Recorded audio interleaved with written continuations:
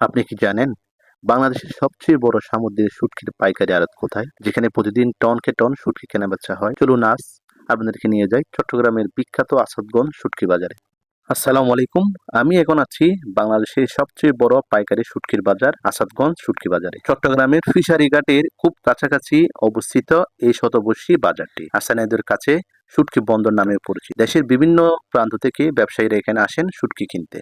এখানে প্রায় 40 থেকে 50 প্রজাতির সামুদ্রিক শুটকি পাওয়া যায়, যেগুলি কক্সবাজার, সেন্ট মার্টিন, টেকনাফ থেকে আসে। যেমন লইট্টা, চিংড়ি, রূপচান্দা, চুরি, ফোয়া, হাঙ্গর, ফয়সা, লাক্ষা সহ নানান রকম শুটকি এখানে আপনি যেদিকে যাবেন আপনার চোখে পড়বে।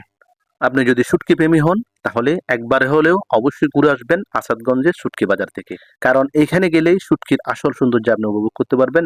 রাস্তার দুপাশে অসংখ্য পাইকারি শুটকির দোকান এবং রাস্তার মধ্যে এভাবে শুটকি রাখা হয়েছে।